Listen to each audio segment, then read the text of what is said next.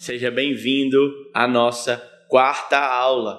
Nessa aula nós vamos aprender sobre mais um tipo de uso que o Novo Testamento faz do Antigo. Dessa vez nós vamos aprender sobre tipologia. Então até aqui nós já temos caminhado aprendendo o que é pregação expositiva, depois quais são as bases sobre as quais a pregação expositiva ela é desenvolvida e depois aprendemos sobre algumas categorias: exegético-profético, quando o Novo Testamento estabelece uma relação de profecia e cumprimento com o Antigo, e depois também trabalhamos uso analógico, quando o Novo Testamento se utiliza do Antigo Testamento para fins didáticos. Agora nós vamos aprender sobre como o Antigo Testamento aparece no Novo Testamento de forma tipológica. E para isso é importante que nós definamos tipologia. E por tipologia, pegando aqui uma definição bem simples, a gente faz referência a essa análise desses padrões históricos da ação de Deus com o homem no Antigo Testamento, que se correspondem com pessoas, eventos ou instituições no Novo Testamento. Não é? Essas correspondências às vezes são vistas como um antítipo do tipo do visto no Antigo Testamento. É importante que quando nós estudamos tipologia, a gente tenha na mente a seguinte convicção: o tipo não é uma previsão.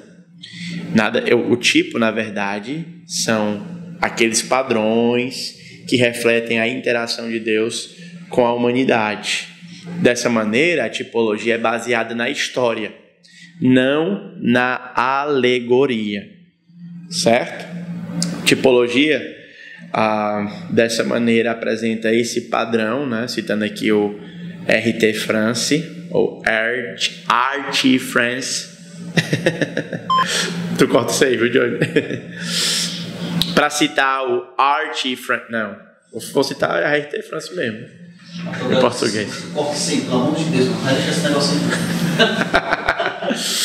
Para citar, então, um erudito, R.T. France, em português, ele disse o seguinte: o tipo apresenta um padrão das interações de Deus com o homem, que é seguido por um antítipo, quando na vinda do Senhor Jesus Cristo e o estabelecimento do seu reino, esses padrões de tratamento são repetidos, mas com uma culminância, ou seja, chegaram no ápice e finalidade que não foram exibidos anteriormente. Quais são as características de um tipo? Nós temos pelo menos 4 características que ajudam a identificar um tipo. E é importante que aqui você redobre a sua atenção, porque algumas pessoas escorregam na identificação de um tipo, caindo em algumas alegorias, porque não observam com clareza as características que um tipo de fato deve ter. O primeiro critério é uma correspondência substancial. O que deve acontecer é, como a citação que vimos do R.T. France, essa correspondência ela apresenta uma culminância em Cristo, ela escalona até Cristo, né? Cristo acaba sendo aquele antítipo, o último, né? O ponto de culminância, o clímax da revelação. Segunda coisa, o tipo deve apresentar a historicidade, por isso que o tipo não é uma alegoria, né? Ele é um fato histórico que aconteceu, como o tipo que Paulo faz em Romanos capítulo 5, com Adão. É um tipo histórico. Deve haver essa intensificação, ou seja, Cristo escalona aquilo que o tipo do Antigo Testamento fez. E o quarto critério, fundamental na fuga das alegorias, é a identificabilidade. Um tipo só pode ser identificado a partir da indicação do Novo Testamento.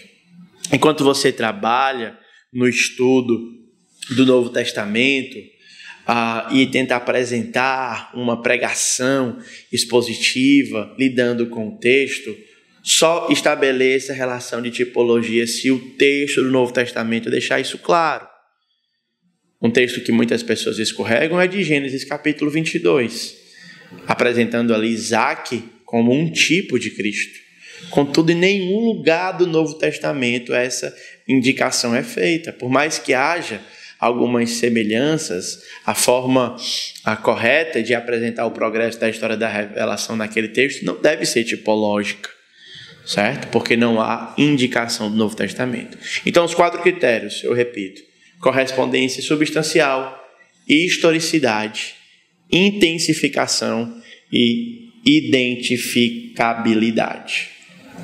Queria então caminhar com você para Romanos, capítulo de número 5, verso de número 12.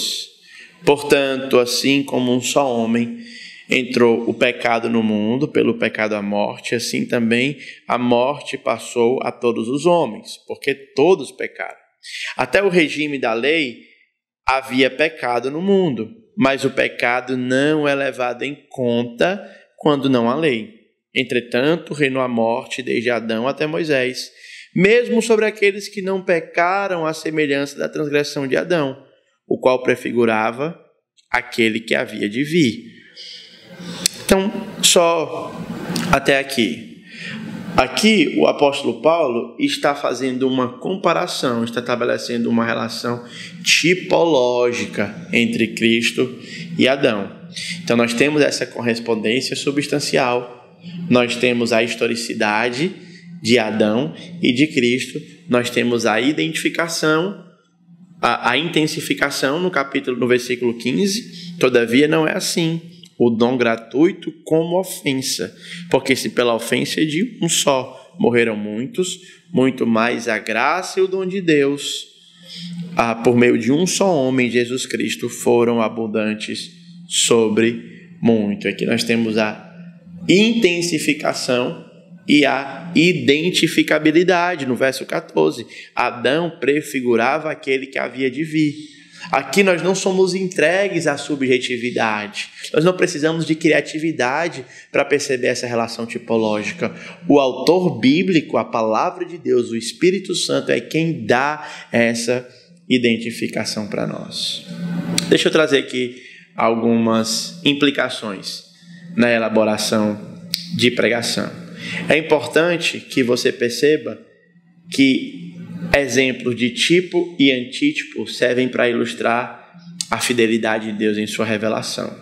Isso deve encorajar os seus ouvintes a perceber a obra de Cristo como cumprimento das promessas de Deus. Isso ajuda a você, pregador, e aos seus ouvintes a expandirem as suas compreensões teológicas sobre determinado tópico. E é aqui então que nós queremos finalizar essa aula. No nosso próximo encontro, nós vamos aprender sobre alusões, sobre aquelas passagens que o Novo Testamento faz alusão ao Antigo Testamento. Até daqui a pouco. Tchau, tchau.